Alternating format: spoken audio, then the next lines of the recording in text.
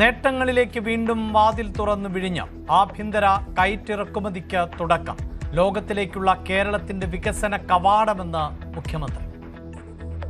ഒരു ട്രാൻസ്ഷിപ്മെന്റും ഇല്ലാതെ ഒരു പോർട്ടിലും പോകാതെ ഏത് സാധനവും ഈ വിഴിഞ്ഞം പോർട്ടിൽ നിന്ന് ലോകത്തിലെ ഏത് തുറമുഖത്തേക്കും കയറ്റി അയക്കാം. 6 ഭൂഖണ്ഡങ്ങളിലെ നിരവധി രാജ്യങ്ങളിലെ 100 കണക്കിന് തുറമുഖങ്ങളിലേക്ക് ഇവിടെ നിന്ന് കയറ്റുമതിയും കുറച്ച് കഴിയുമ്പോൾ ഇറക്കുമതിയും ആരംഭിക്കും.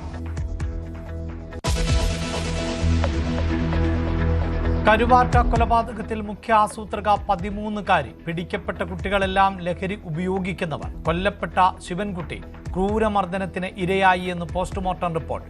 അടിയേറ്റ് തലച്ചോറിൽ ആന്തരിക രക്തസ്രാവം ഉണ്ടായി. കൈകാലുകൾ ബന്ധിച്ചതുൾപ്പെടെ പ്രൊഫഷണൽ രീതിയിലെന്നും പോലീസ്.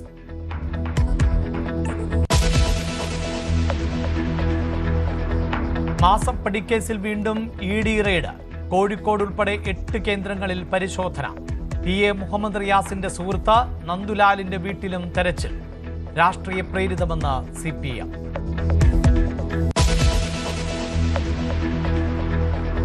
കിടപ്പറ ദൃശ്യങ്ങൾ ഭർത്താവ് അശ്ലീല വെബ്സൈറ്റുകൾക്ക് വിറ്റെന്ന പരാതിയുമായി യുവതി. പങ്കാളികളെ കൈമാറുന്ന സംഘവുമായി ഭർത്താവിന് ബന്ധമെന്നും കൊല്ലം സ്വദേശിനി. ക്രൂരമർദ്ദനമേറ്റ യുവതി സ്വകാര്യ ആശുപത്രിയിൽ ചികിത്സയിൽ.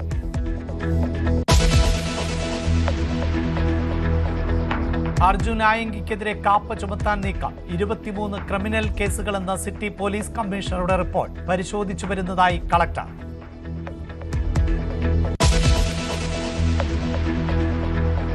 കേന്ദ്രമന്ത്രിസഭാ പുനഃസംഘടന ഉടൻ. BJP ദേശീയ നേതൃത്വത്തിലെ അഴിച്ചുപണിക്ക് പിന്നാലെ മന്ത്രിസഭയിൽ മാറ്റങ്ങൾക്ക് സാധ്യത. പീയൂഷ് ഗോയലിനെ ഒഴിവാക്കിയേക്കും. കേരളത്തിൽ നിന്ന് ആര് എന്നതിൽ ആകാംക്ഷ.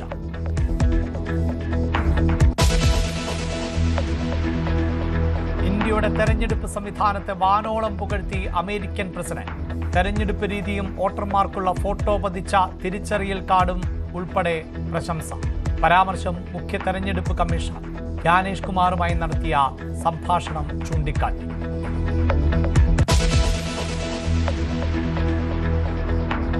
ഇമ്രാൻഖാന്റെ ആരോഗ്യനില സംബന്ധിച്ച അഭ്യൂഹങ്ങളും പ്രചരിക്കുന്നതിനിടെ നിർണായക ഉത്തരവിറക്കി പാക് സുപ്രീം കോടതി.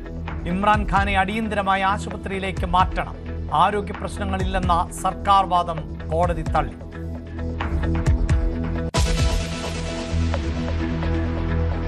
സഖ്യരാജ്യമായ ഒമാനെതിരെ US പ്രസിഡന്റിന്റെ ഭീഷണി.